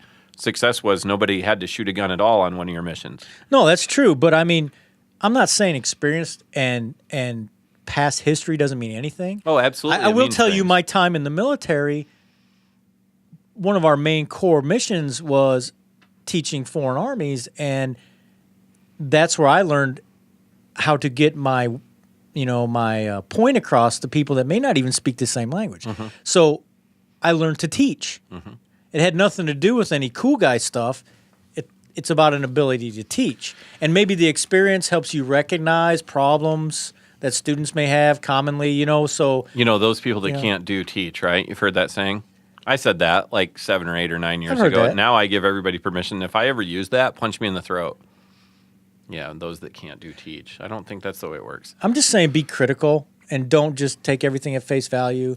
And don't go to the guy that uses blue guns shooting at a wall. And I don't mind. Just because they have a cool background. And you know what? I'll defend that guy from this point of view that here's the problem. If you had someone, they don't have real guns in their hand, and I don't care who in the world, I don't care what other instructor talks about, every gun we treat as a loaded. No, you treat loaded guns like a loaded gun, as in like your brain knows the difference. Holy cow, last time I pulled the trigger on this thing, it made a noise. Sure. And it could put a hole in my body. Those are the guns you tend to treat very seriously. A blue gun in your hand pointed at the wall, in defense of that guy, the problem is you got a cameraman there, whatever, the news, whoever, covering that story, doing whatever, is that guy's busy talking to these people, and he doesn't see the camera catching the one lady with the crossed thumbs and the spongy arms, and we're not fully extended and all that, to where, who knows, honestly, in real life, if 2 minutes that guy didn't say, hey, Ann, I told you to lock your arms out, engage your shoulders, do this, do that. We don't get to see the whole class. So could somebody come along and film 30 seconds of you and me teaching or talking and come up with something that looks stupid? You could. It could happen. You could. Especially if you didn't choose the angle or whatever. You might see somebody on the line at one of our classes cross their thumb and somebody takes a picture of it. But what they don't have is, you 2 seconds later saying, so-and-so, don't shoot your gun yet. Let's sit and talk about, what's your grip supposed to look like? Remember, layer your thumbs, blah, blah, blah. But if all you had was that picture, it's like, Mike McCoy. Am I being too judgmental? Yeah, it's just no. You're not being too judgmental, not whatsoever. But I'm just saying, just like you and I said, honestly, the guy was offering. I don't know if he was offering that class free or whatever, and it doesn't matter. Bad training for free isn't a good deal, right? Good training is good training, but maybe the guy had good intentions. The sad part is the students had good intentions. I think that was for teachers. That particular training I think you saw was for teachers. Yeah, I'm not sure who the audience was. Yeah. I mean, I did say that, I applaud the idea. The mindset. But Gotta go learn I to do didn't think something. the method was, Yeah. done very well. So somehow, someday we'll reach out and try to help as many people as we can. Maybe Senator McCoy will help us. Maybe he'll make us famous. I'm going to make a video for him. Look at this, number 2. We're almost done with the show. I'm out. Peach Monster. You're out? I'm out. You're truly out? I'm out. Look, I have a little. Water. Hand me water. No, here, drink this. No, I have a little bit left in my lemon. All right. I'll give you Mike pour it in here. McCoy, my second monster. Pour it in here. Talk to me, Goose. You don't have a lot more time. Well, how much time we have? We have plenty of time. Yeah. So let's talk about skill development. Okay. Unless you want to talk about something else. No, I'm still just kind of disgusted with this whole the attitude toward police. I'm not going to get over it for a while. I'm kind of mad. And I'm not like, believe it or not, there's, I don't want to say I'm a fake person on Facebook. I'm not. I'm very pro law enforcement on Facebook, and I'm very pro law enforcement in real life. What I'm not is somebody that goes around and says every cop in the whole world's a perfect person. I'm not like that. But I'm sincerely worried as a, father and a husband, a guy raising kids in this country. Where's this country going that there's no respect for law enforcement anymore? Part of, I know I started ranting and raving, but, officer deaths by gunfire are up 78%. So crime as a whole in the United States of America has been going down for 15 years. During that 15 years, literally you have crime going down 1 or 2%, right? Violent crime. At the same time it's going down, this is what I would love to have, like a beautiful interactive chart, and we'll do this. You had firearm sales going up 70%. 169, 170 something million guns sold in the last 10 years. So when they talk about how there's 300, the politicians, and I giggle because they're like, there's 300 million guns in America, almost one for every citizen. There's more than that, dude. They sold 170 million ATF, NICS-backed, documented legal firearms in the last 10 years. 169 million. So that being said, at the same time we have record gun sales, you have crime going down. Now, all of a sudden you have officer deaths up 78% this year. 78% by gunfire, not just by, I'm talking gunfire. So let's eliminate car accidents and all that. So it's easy to jump on this emotional thing and say, look at all these officers killed by these scary black guns. What I'm not worried about the guns. The gun sales continually to outpace how much crime is going down. You see where I'm going backwards here. There's no correlation. You go and show me scientific proof that more guns equals more deaths. It doesn't exist. Show me a scientific study, not just something opinionated like people would say I have. The problem is when you say officer deaths are up 78% by violent crime, by gun deaths, that's a huge, huge number. Huge number. Huge number. And I would say that's based off the lack of respect and generations after generations of people being taught that the cops are the bad guys. Cops are the bad guys. We don't have to listen to the teacher at school. Mm-hmm. Doctors wear scrubs and no longer wear suits to work. It's just, it all feeds into each other, How are we going to do something to help that? Do you think you can go and, I mean that wholeheartedly. Well, you can't legislate behavior. We already talked about that. No, you can't legislate behavior. But you can encourage behavior. Mm-hmm. You can have parents whip kids' asses that talk bad about cops. You could have that. Is asses a swear word? Okay. I don't know. It's kind of more like a generic part of the anatomy, but it's a common term. A generic part of the anatomy. Right. But I mean, not even that. I mean, you definitely have them discipline, right? Mm-hmm. And instill the respect. You got to instill the respect. Many people, I've seen different articles or stories or this and that, and I know it's meant jokingly sometimes, that let's say you get out of your patrol car, and you're walking up to the door of the gas station, and, there's a mom with a little kid, and she, says to her little kid, "You be good, or that officer's going to arrest you." I get it. It's kind of like a joke, right? It's kind of like a reinforcing, you better listen to me, I'm your mom, or I'm going to have you arrested. Those little things get old, though. You know what I mean? Yeah. You're making the kid afraid of, it's like the kid's like, well, I didn't do anything wrong. So if you want to try to revamp how people feel about law enforcement, for one thing, it's kind of like, your First Amendment right is to say whatever you want. And I believe in your ability to say whatever you want. That's why people got to say, things on TV last night that were totally untrue. But anyway, first of all, I think if you want to write and evaluate and bitch about how police are doing, I would admire your article. I will give it more credence. I will pay more attention. If you can, go do 5 ride-alongs in 5 different cities, even in little old Iowa, right? Go ride along with you in Benton. Go ride along with some Lynn County dude. Go to Muscatine. Go to Des Moines, whatever. Ride around with a police officer and do one whole shift and pay attention to every single thing that happens, who you interact, how it gets handled. Better yet, do 100 ride-alongs and then write me a story. Have some background. And you don't have to have a background in law enforcement to go do a ride-along. I mean, that's the whole point. Anybody By the way, that. if anybody doesn't know that, go talk to your local agency about doing a ride-along. Go learn more about your city. You could be not super pro-cop and you could benefit from doing a ride-along. I think it would go a long way. Sure. The more information you have, you can kind of see how things work. Sure. It's not always what you think. No, it's not. You mean most people don't realize that prescription drugs kill more people in Iowa than cars, Something like that. And cars kill roughly 400% more people than guns. Actually, more than that. I'm not a mathematician, right? I'll be a mathematician. You are a mathematician. Yes.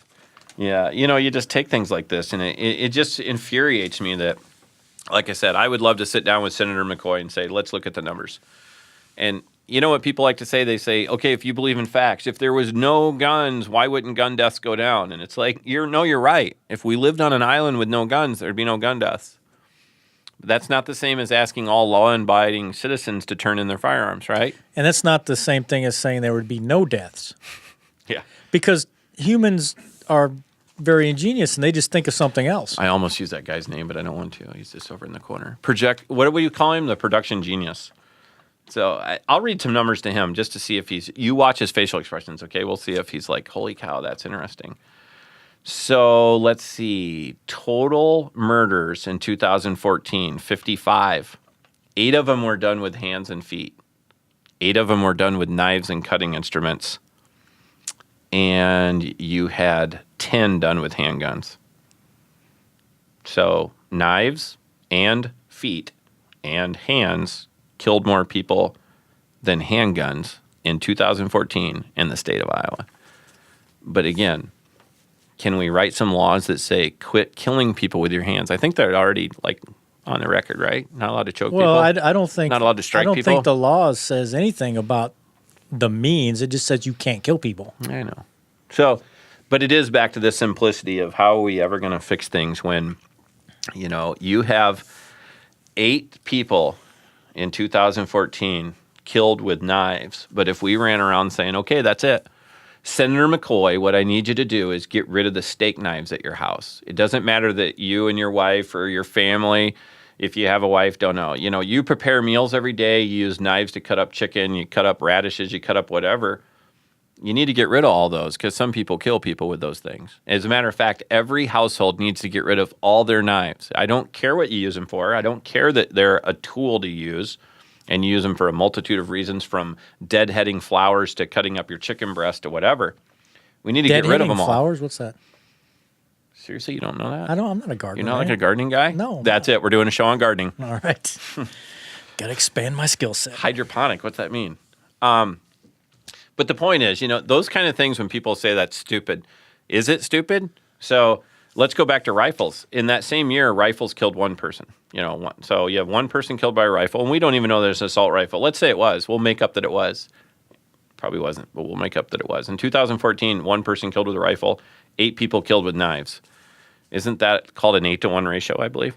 Yeah. 8-to-1 ratio. So 8-to-1 ratio, knives over rifles. Every household in Iowa has knives in it. Would you not agree? Do you think there's a single house in Iowa that doesn't have knives in the house? In some form, they probably all have knives. Mm-hmm.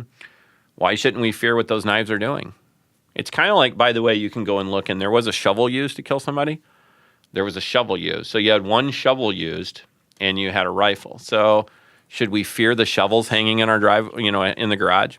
And should you totally, what you should do is you should fear your neighbor that has 2 shovels.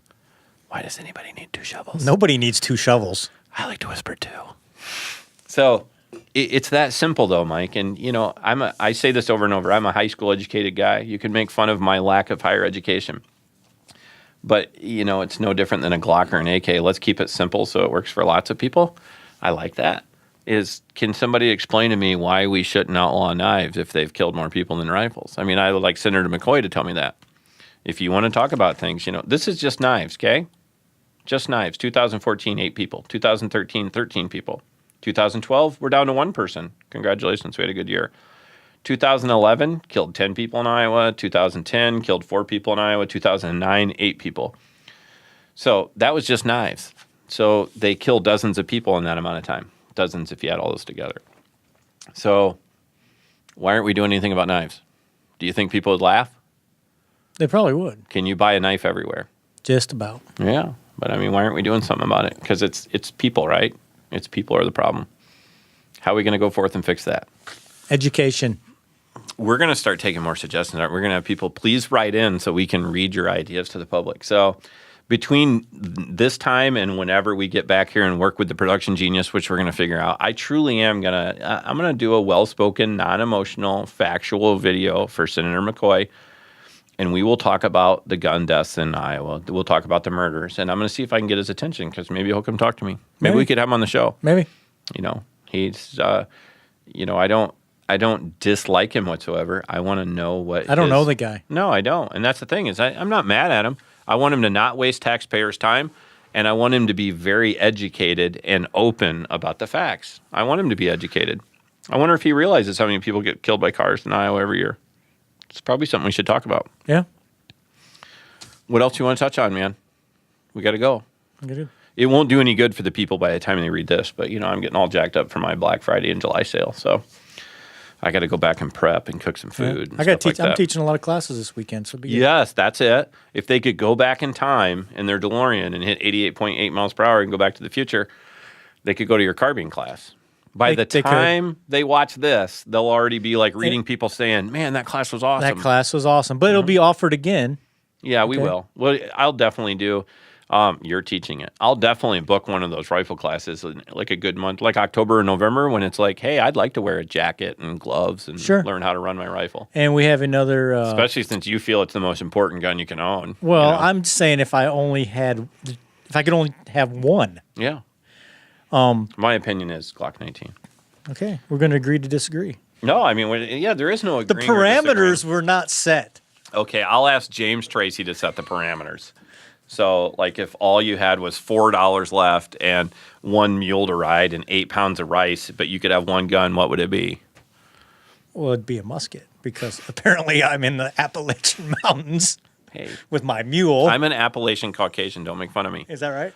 All right. So, anything else you want to touch on? What are some things you and I know we're going to talk about next time? Well, we're going to talk about skill development cycle next time. I think we can save that for next time, and then we'll come up with some other stuff. The sad part is also by the time you and I meet and we're back here again, there'll have been more violence. Yeah. There'll be something to talk about on the news, whether it's more officers killed, like last night, one officer killed last night in Los Angeles, another one shot. Sad times, man. Yeah. And then we can start prepping people too. I have decided, I'm not going to call it a party. I have decided that I am going to stay open till like 2 or 3 in the morning on the night of the election. I'm going to have a party at my store. I'm going to do it. It might be party/funeral, whatever. Yeah. I'll be disappointed if certain people get elected, but you know what? That's the way it works. Yeah. It's an election. Everybody has a right to vote. So let's make a plug though before we leave for the upcoming training. So they'll miss the carbine class, but we've got intro to defensive pistol coming up on August 7th. August 7th. And because we didn't talk about it, but we're going to because it's a tradition. Introduction to defensive pistol is wholeheartedly, I think everybody needs to take that class. Absolutely. August 7th. You're the instructor. Yep. And then August 20th is, I got a carry class August 20th. You do. Medical class. Don't we have one coming up? August 16th is medical class at my store. At your store. And then, hey, by the way, we'll start pimping it early. Andrew Bronk is coming. Yep. Yep. Legal lecture, dude. I just finished the book the other day. It's awesome, outstanding. Yeah. Outstanding. It is good. I'm excited. Yep. So he's coming to do a class on using Iowa's use of force laws, reasonable force. So basically, like I tell everybody, is if you understand how important Mass Ayub's lectures are, that's awesome. We got Andrew, who I'm not saying has a different angle, but he's a lawyer that's going to come and talk about Iowa specific laws. At least the book talked about a lot of the same concepts and principles. Mass Ayub wrote the foreword. Sure. That's usually a pretty good sign they agree on certain things. Yep. But yeah, $150 for that class. That's October 23rd, Sunday. We're doing it in Central City. That's an awesome class. And I'm going to harp on people over and over. That's a great deal for a lecture from a dude like that for one day. And you got Land the Plane coming?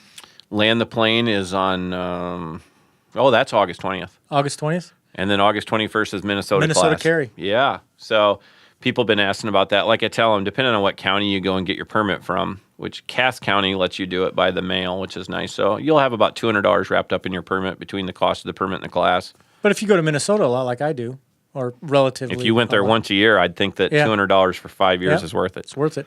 Yeah. And then 13 people joined ISIS from the state of Minnesota. Yeah, but that Minneapolis. Don't pay attention to facts. And then you have, do you have two-person armed defense coming up as well? Why do you do that to me? Why do you have to remind me about facts? I'm just trying to help Labor Day weekend. I'm trying to help you with your marketing, man. Labor Day, marketing. That's like a magical word. That's only like right behind leprechauns and profit margin. 2 things we don't see in my store. Yeah. September 4th, which is Labor Day Sunday, and there'll be some people who are like, that's the stupidest thing ever. You know what? It's not everybody goes out and gets drunk for 3 days on Labor Day, so September 4th is Labor Day Sunday. We're doing two-person armed defense. Jamie Onion's coming in from Ohio to teach that. Nice guy. Happens to be an officer. Hope he does just randomly violate our civil rights for no reason. But Jamie's an awesome guy. He is a good guy. I like him. He likes plaid. Yeah. He looks good in plaid. He does. So, looks good in plaid. I think his favorite gun in the world is a Glock 19, so he and I get along. That's 2-1. 2-1 now. 2-1. We'll go find you another AR guy. But no, that's a great class. Are you going to take it? Well, no. And the reason is? You're going to be where? I'm going to be in Ohio, which is where Jamie's from, taking an active shooter response course. You guys might pass each other. I know, it's going to be like we're crossing paths, which I'm very disappointed because I like Jamie a lot. And you mean flight path, right? Well, I'm driving. Oh, okay. So you'll be driving on the road while he's flying over you. Because when you said cross paths, I kind of... Yeah, maybe wave, whatever. Mm-hmm. But yeah, I'm actually going to be in the area that he comes from, and he's going to be in the area that I come from. It's cool. It happens that way. And you're going to active shooter Active shooter response course. And, to learn to be an instructor? Yes, it's the instructor development course. Wow. Better take that serious. I do. That's why I paid the money and took the day off, and I'm driving there to do it. You mean you don't just attend classes to learn how to teach a class?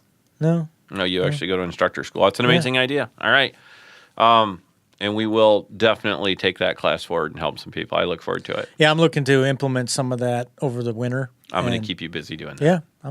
I know you already teach it and have experience and know what you're talking about, and not just because you're Special Forces Mike, but I do think it's cool that you're going to an instructor school because you can never learn too much, right? No, absolutely not. It's not just another tool for your toolbox, though. No, it is not. I don't even have a toolbox. I want you to vet your instructor. I want you to I want you to and use. he's turning my words back on. No. What is it? Respectful reverence. I want you to challenge their curriculum, but I think you're going to come home with good information. All right, so we've established that we don't just sue Chevy because the red Chevy truck driven by a drunk driver killed my family. Yeah. Anyway, Senator McCoy, you'll probably never see this, but I want to meet you. I want to sit down and talk. Would you say have a beer summit thing? Beer summit, yeah. We should be right here in Iowa, like toppling Goliath. We'll go there. Was it toppling Goliath? It's up in Decorah, right? Yeah, I totally know where it is. I don't even drink, and I know where that place is. You have to. All right. Classes, training. Well, we went a whole show without talking about medical training too much. No, we did. A little bit. I said we're having medical class. I like your will to survive thing. Yep. I'm going to go, I got to go get ready and prep food to give out free hamburgers and brats. And I'm glad that everybody won't hear that until this show's over, because then by then I wouldn't have had to give away like 500 free hamburgers and brats. But until next time, we will definitely, I think we should do more interaction saying, hey, what can we talk about? Unless somebody says spider monkey questions, What if it's a double-sided broadsword the spider monkey in the ceiling has? Then what kind of gun would you use? Well, you're going to need to sift out and get, pre-establish the questions. Yeah. I hope we don't have any other horrible stories to talk about between now and then, but it's kind of getting to where we're just used to it. Odds are. I hope I have no more assassinated police officers or anything, but we'll see. And we'll start pimping. I'm going to have a law enforcement, and I shouldn't say I'm going to facilitate. There'll be a lot of people that help me, but we're going to have a law enforcement appreciation day kind of thing. And really what it is like a meet the public thing. And I've kind of thrown this around to tell you, but it's looking like we're going to hold it in Hiawatha, not because I have anything to do with that police department, but it's nice and local, like versus Marion and Cedar Rapids and Lynn County, to where maybe we can get some officers on duty to be able to stop by. Sure. But we're going to have a thing where maybe have some EMS there and let the general public meet some of these people, and I give away free food. So win-win, right? Win-win. But we'll teach people more about that. And more importantly, we'll have some cool giveaways for the police that they can, if they stop by and fill out a ticket, they might win a super cool special limited edition Glock. So I'm not here to promote one type of firearm, but if I'm going to give away my money and give away a gun, it's going to be a Glock. I'm just letting you know that 19, right now. Yeah. Right. Until somebody pays me at least like $63 in sponsorship money, I'm going with my favorite gun in the world. All right. Yeah. All right. So again, thanks for joining us. Hope we weren't too boring. We're going to get organized one of these days. We'll actually have 2 sets of notes next time. You won't have to say, dude. You won't have to take mine because I gave you this? a copy and you forgot yours. You threw me under the bus. I left him did. right on the counter. It's been a very contentious. Remember where I was standing and said, do session. You have your notes? That's where I left mine. Yeah. All right. All right. Thanks for your help again, Mike. Thank you, production manager, genius dude. We'll talk to you guys all next time. Don't forget the red Chevy truck. Keep your eyes out for it. See ya. See ya.